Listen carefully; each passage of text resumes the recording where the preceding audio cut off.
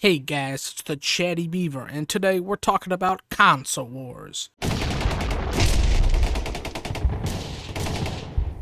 Console wars have been around for generations, going all the way back to Nintendo vs. Sega. The competition was ruthless, with Sega even saying crazy slogans in the marketing like Sega does when Nintendo don't. This war lasted for a while until Nintendo decided to take lessons from the US and bomb the hell out of Sega's marketing, killing the Dreamcast and all future consoles. Nintendo kinda became number one after that, and even today that hasn't really changed. They've always been playing around with outdated technology and have proved the wise words true. It doesn't matter the size, it only matters how you use it. Even today, Nintendo is working with technology that is 2 generations old and is still pulling out incredible games. Now, while Nintendo has kind of been the king of console wars, PlayStation and Xbox have been having their own kind of war. But if I'm honest, it's kind of looked like this.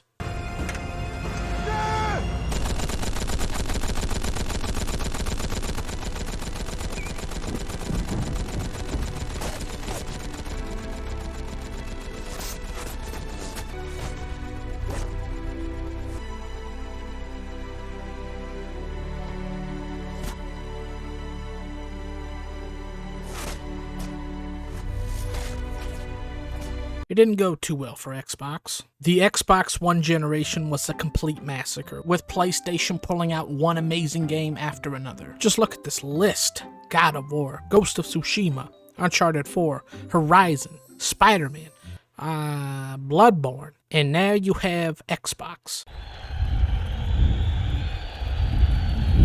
Xbox fans were furious over that generation, and rightfully so.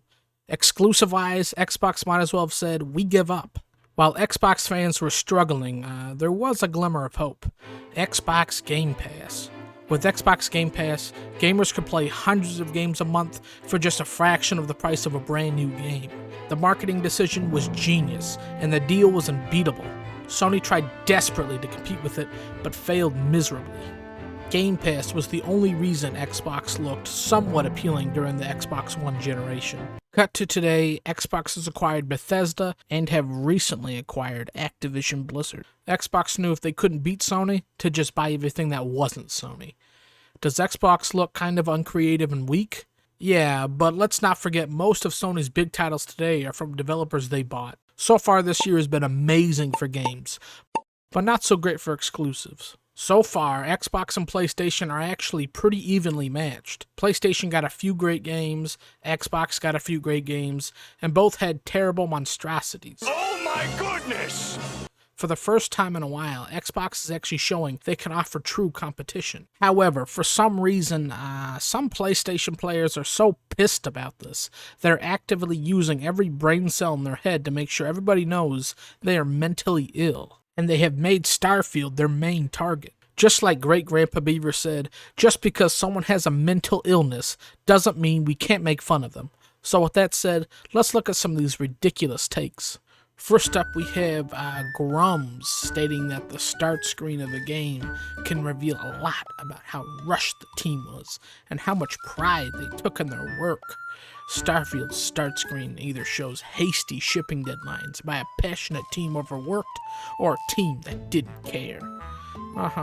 Okay. Well, that argument becomes extremely flawed if you know anything about games, so. Here we have somebody complaining that Starfield's main story is only 21 hours long, and it was 20 years in the making. I know this guy's just trying to rage bait, but after 3 seconds of looking up in the internet how long Starfield was in development, it didn't take long to realize it wasn't 20 years, more like 8. Also, if we're talking about the entire gaming experience of Starfield, it's not going to last 20 hours. We're looking more towards like 200. 20 hours for the main story is actually pretty on par with the rest of Bethesda games. Not to mention another giant AAA open world game that was in development for 9 years. With Starfield being out for a few months now, it's clear that people who wanted to love the game are loving the game, and the people who wanted Starfield to fail are acting like Starfield was a colossal disaster. As long as there is one other gaming competitor out there, there will always be some kind of console war. But lucky for us, this war takes place in a location that doesn't exist. So if console wars truly make you upset, I don't know, touch grass or something.